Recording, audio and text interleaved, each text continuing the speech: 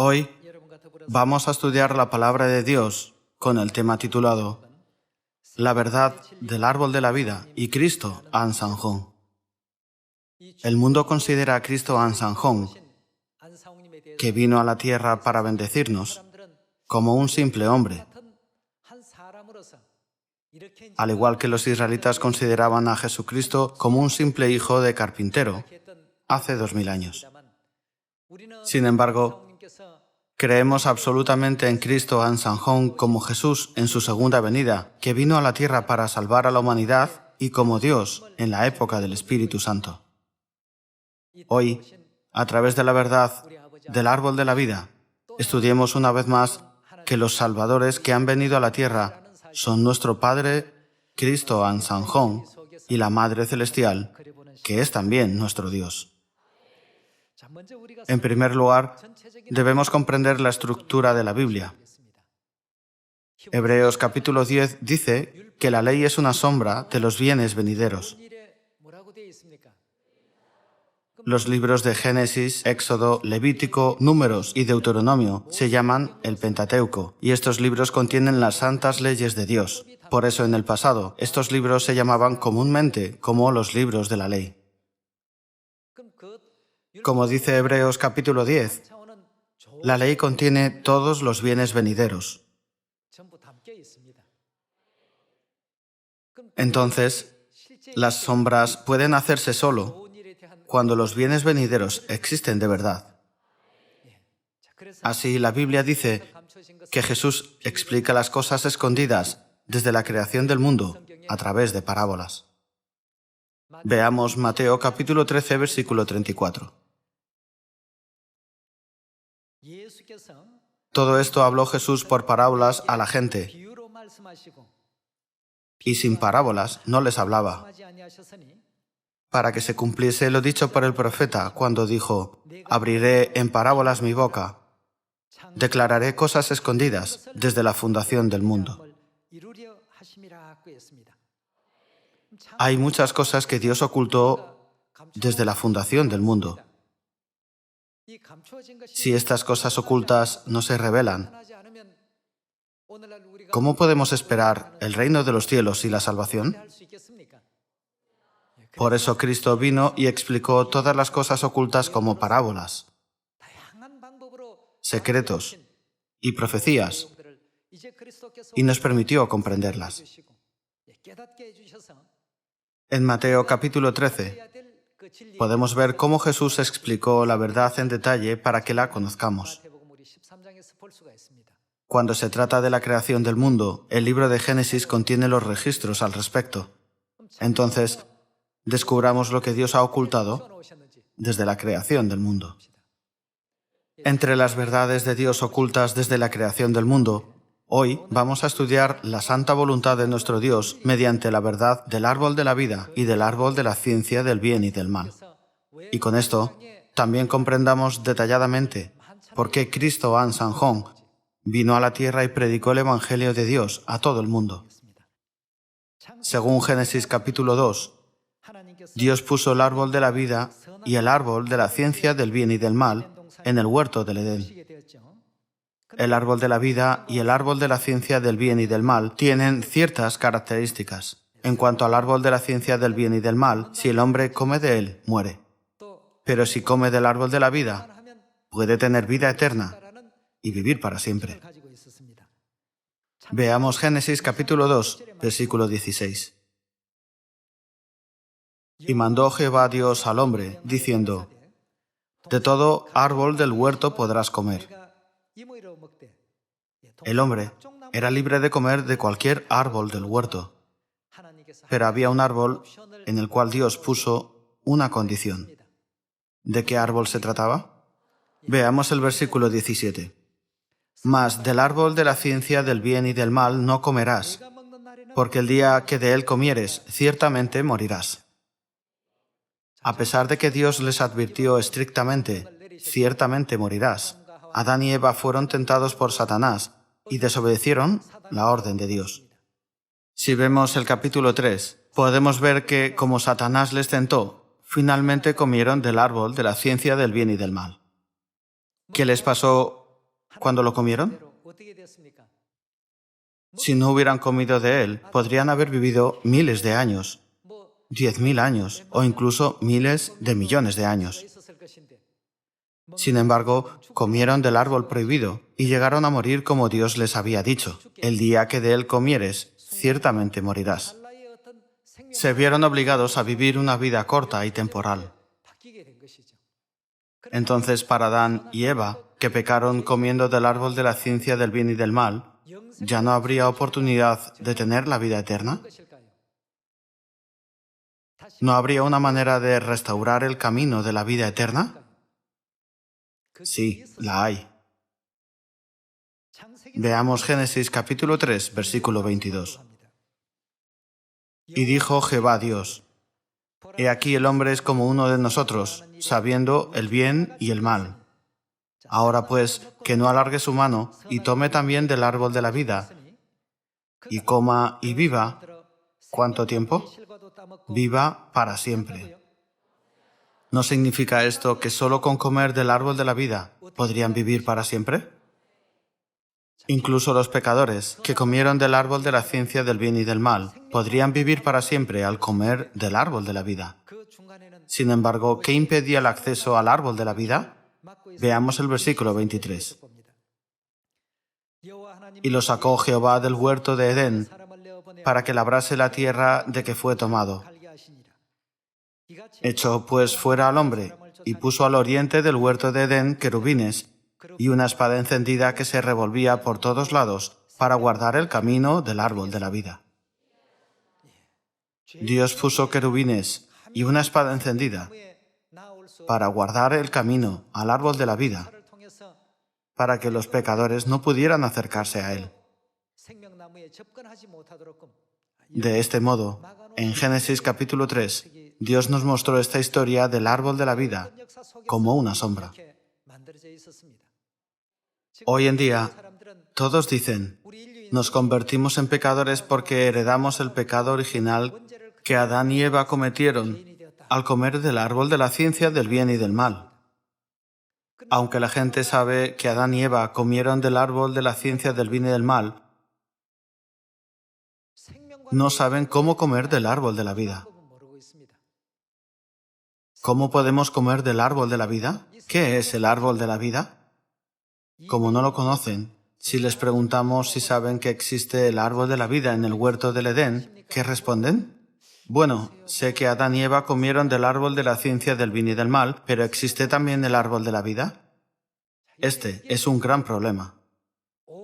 Toda la gente está gimiendo en la agonía de la muerte. Una vez que las personas nacen, al final tienen que morir. La razón es que el pecado original de comer del árbol de la ciencia del bien y del mal se transmite a todos los seres humanos.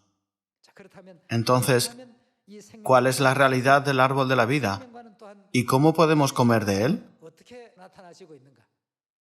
La Biblia dice que toda palabra tiene su compañera.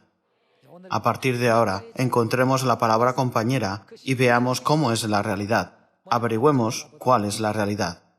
En cuanto al árbol de la vida que apareció en el Antiguo Testamento, con solo comer de él se obtenía la vida eterna. Para la humanidad, que estaba destinada a morir después de comer del árbol de la ciencia del bien y del mal, solo hay una manera de vivir, es comer del árbol de la vida. Comer del árbol de la vida. Si alguien nos da a conocer el camino para comer del árbol de la vida, será una noticia muy buena y bendita. Por cierto, ¿quién ordenó cerrar el camino? Dios. Dios ordenó bloqueen todo el camino hacia el árbol de la vida para que los pecadores no puedan llegar a él. Así que los querubines que recibieron la orden están guardando el camino con una espada encendida. Dios hizo que ningún pecador pudiera comer del árbol de la vida.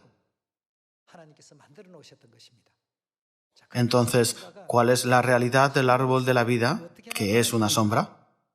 Veamos Juan capítulo 6, versículo 53. Jesús les dijo: de cierto os digo, si no coméis la carne del Hijo del Hombre y bebéis su sangre, ¿no tenéis vida en vosotros? Veamos el versículo 54. El que come mi carne y bebe mi sangre, ¿qué tiene? Tiene vida eterna. Aquí nos dio una enseñanza muy importante. En el libro de Génesis, la Biblia dice que podemos tener vida eterna cuando comemos del árbol de la vida. Pero en Juan capítulo 6, Jesús dijo: el que come la carne y bebe la sangre del Hijo del Hombre tiene vida eterna. El Antiguo Testamento es una sombra y el Nuevo Testamento es su realidad. En el huerto de Edén obtenemos la vida eterna cuando comemos del árbol de la vida. En Juan capítulo 6 dice que obtenemos la vida eterna cuando comemos la carne y la sangre de Jesús. En definitiva, podemos entender que la carne y la sangre de Jesús son la realidad del árbol de la vida en el huerto de Edén. Por eso se dice, la ley es una sombra de los bienes venideros. Entonces, ¿qué dijo Jesús sobre el árbol de la vida en el huerto de Edén, del cual podemos recibir la vida eterna al comer de él? Dijo: el que come mi carne y bebe mi sangre tiene vida eterna. Pero esto también es difícil. Hasta ahora hemos entendido que la carne y la sangre de Jesús son la realidad del árbol de la vida en el huerto de Edén. Pero es difícil comer la carne de Jesús y beber su sangre. En la Biblia encontramos la manera de comer la carne de Jesús y beber su sangre. Vayamos a Mateo capítulo 26, versículo 17.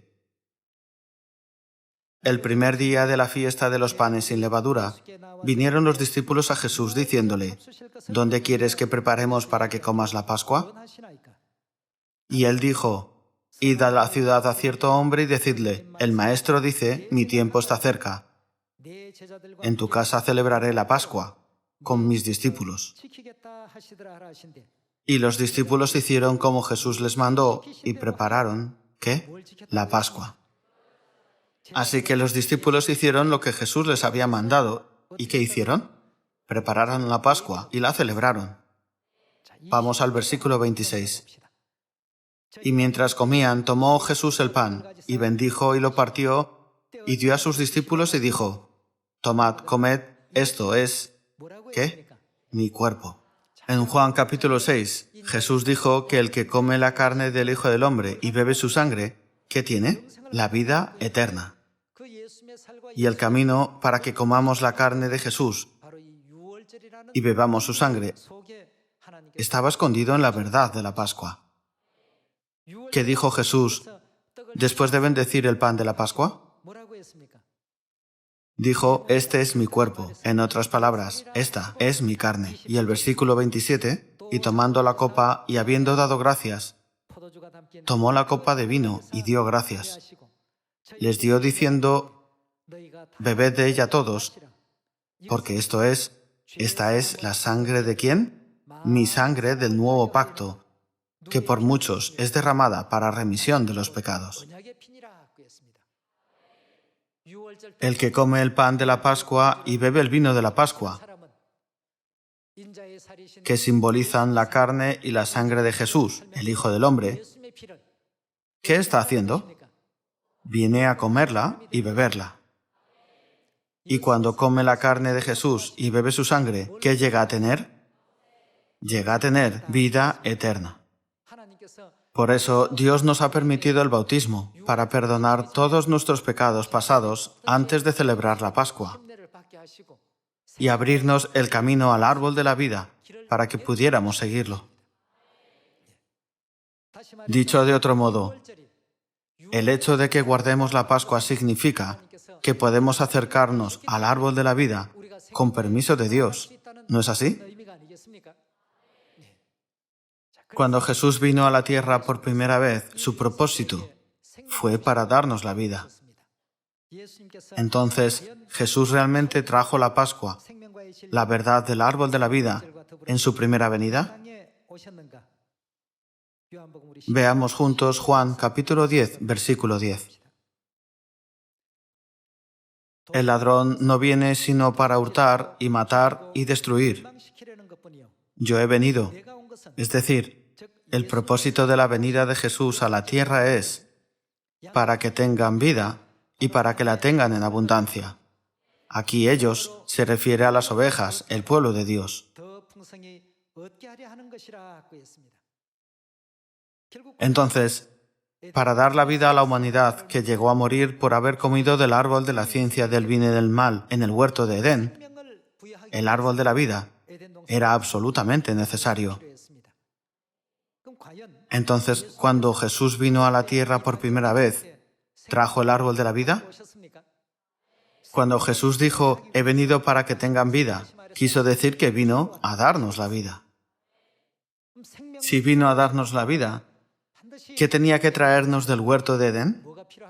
Tenía que traernos el árbol de la vida.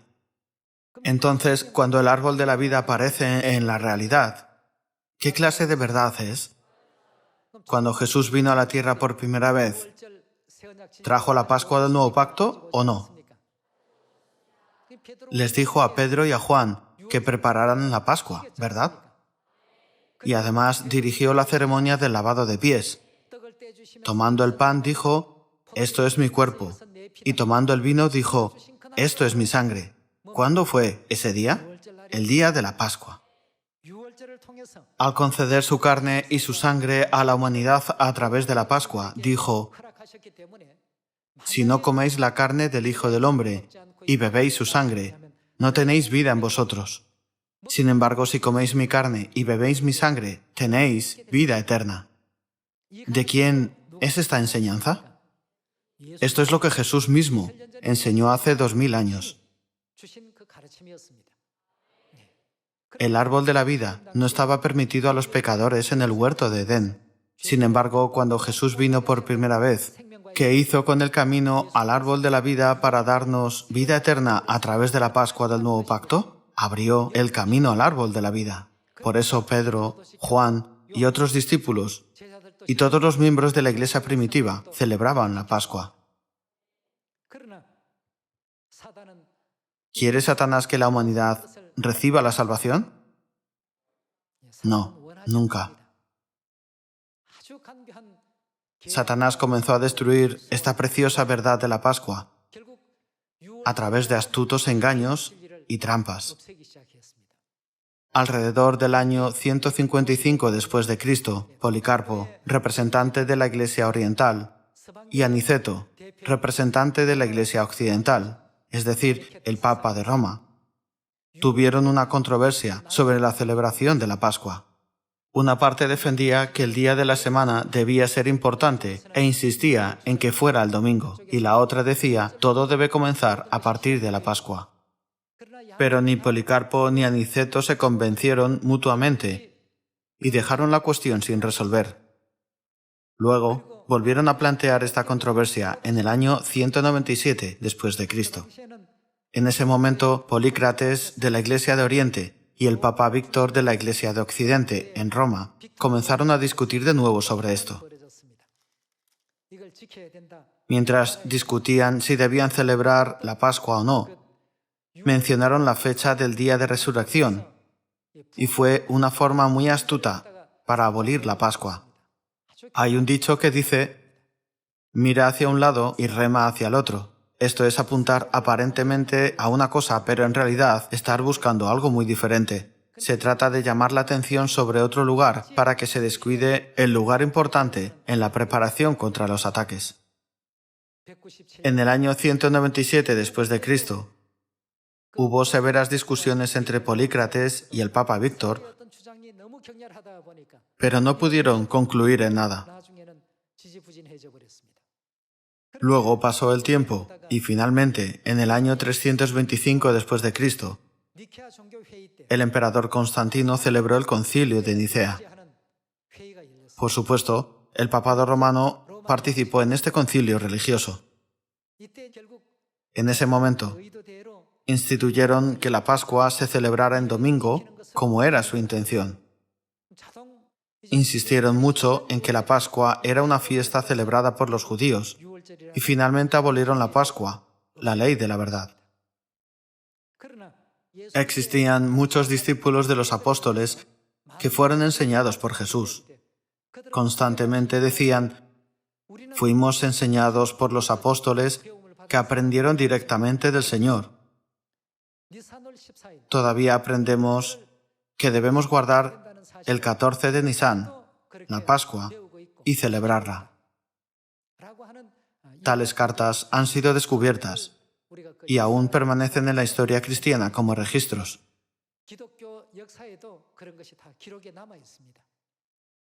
Si la Pascua fue abolida, significa que la verdad que nos permite comer la carne de Jesús y beber su sangre desapareció de la tierra. ¿No es así? A partir de ese momento comenzó la Edad Media, que permaneció durante largo tiempo. La palabra oscuridad significa no tener luz. Durante la Edad Media no había verdad ni fe correcta en Dios. Si Dios viene a la tierra donde no existen la verdad ni la fe desde hace mucho tiempo, ¿quién se salvará? Aunque Dios mismo vino a la tierra y enseñó el camino para tener vida eterna a la humanidad, que estaba destinada a morir a causa del árbol de la ciencia del bien y del mal, el camino fue cerrado y desapareció. ¿Qué se podría hacer? Para salvar a la humanidad una vez más, ¿qué tendría que hacer Dios? Tiene que venir por segunda vez. Porque solo Dios puede abrir el camino al árbol de la vida que estaba completamente cerrado. Ya que Dios ordenó bloquear el camino al árbol de la vida, nadie, excepto Dios, puede abrir el camino, ¿verdad? Por eso la Biblia dice que Dios viene a esta tierra por segunda vez para restaurar la verdad que ha sido destruida. Y la razón por la que Él trae la verdad es para darnos vida, la vida que permanece para siempre. Vayamos a Hebreos capítulo 9, versículo 27. Y de la manera que está establecido para los hombres que mueran una sola vez y después de esto el juicio, así también Cristo fue ofrecido una sola vez para llevar los pecados de muchos, y aparecerá ¿por qué vez? Por segunda vez, sin relación con el pecado. ¿Para qué? Para salvar a los que le esperan. ¿Cuál es el propósito de su venida a esta tierra por segunda vez? La Biblia dice que viene por segunda vez para traer la salvación, para salvar a la humanidad que está destinada a morir por haber comido del árbol de la ciencia del bien y del mal en el huerto del Edén. ¿Qué debería traer cuando venga a la tierra? Solo cuando nos permita comer del árbol de la vida podremos ser liberados del pecado de haber comido del árbol prohibido, ¿verdad? De lo contrario, nunca podremos recibir la salvación. ¿Cuál es la verdad que revela al árbol de la vida? Entonces, Cristo que viene a esta tierra por segunda vez, Dios en la época del Espíritu Santo, ciertamente debe ser aquel que nos traiga la Pascua del nuevo pacto. ¿Quién es el que nos trae la Pascua? Es Dios, a quien hemos esperado. Salvo Dios, nadie puede darnos vida, esto es, vida eterna. Entonces, ¿está profetizado en la Biblia que Dios vendría de nuevo para darnos la vida eterna? Averigüémoslo en el libro de Isaías, capítulo 25, versículo 6. Y Jehová de los ejércitos hará en este monte a todos los pueblos banquete de manjares suculentos, banquete de vinos refinados. ¿De qué monte se trata? Es el monte Sión, donde Dios prepara un banquete de manjares suculentos, un banquete de vinos añejos, para todos los pueblos, para toda la gente del mundo. ¿Qué es lo que se sirve en el banquete? Vino añejo. Es el vino que se ha guardado durante unos 1600 años. Banquete de manjares suculentos, banquete de vinos refinados, de gruesos tuétanos y de vinos purificados. Este es un vino añejo porque apareció después de 1600 años, desde el año 325 después de Cristo, hasta que el padre Ansanjón proclamó la verdad de la Pascua del Nuevo Pacto para salvarnos. Como la Pascua del Nuevo Pacto no se celebró durante ese periodo, la Biblia dice que es un vino añejo. Banquete de vinos refinados, y destruirá en este monte la cubierta con que están cubiertos todos los pueblos y el velo que envuelve a todas las naciones. ¿Destruirá qué? Esta es la parte más importante. Destruirá a la muerte para siempre. Lo que Dios hace con el vino añejo es destruir la muerte, es decir, dar la vida eterna. El vino que nos da la vida eterna. Cuando se menciona el vino en la Biblia, sin añadir ni quitar nada de las palabras de ella, ¿de qué vino se trata? Podemos confirmar que no hay otro, sino solo el vino de la Pascua. Destruirá a la muerte para siempre, y enjugará a Jehová el Señor toda lágrima de todos los rostros, y quitará la afrenta de su pueblo de toda la tierra, porque Jehová lo ha dicho. Y se dirá en aquel día, he aquí, este es, ¿quién? ¿Quién destruye la muerte con vino añejo y nos da la vida eterna? Ciertamente, este es nuestro Dios. La Biblia habla con énfasis de que este es nuestro Dios. En esta época, quien ha traído el pan y el vino de la Pascua y nos ha bendecido con la vida eterna a través del nuevo pacto? Algunos pueden decir, si proclamo la Pascua con pan y vino, ¿seré Dios? Que lo hagan. Antes de que llegara el padre Ansanjón, ¿ha habido alguien que proclamara la Pascua del nuevo pacto y nos bendijera con la vida eterna a través del pan y el vino de la Pascua? Aunque usen la palabra Pascua, no significa lo mismo. Los judíos han usado la palabra Pascua desde mucho antes, pero nunca han reconocido a Jesús como el Mesías. Hasta hoy, consideran a Jesús como un simple hombre, un hijo de carpintero. En otras palabras, ellos han heredado el espíritu de la Pascua del Antiguo Testamento hasta ahora, pero no tienen la Pascua del Nuevo Pacto. Veamos de nuevo el versículo 8. Y enjugará a Jehová el Señor toda lágrima de todos los rostros, y quitará la afrenta de su pueblo de toda la tierra, porque Jehová lo ha dicho.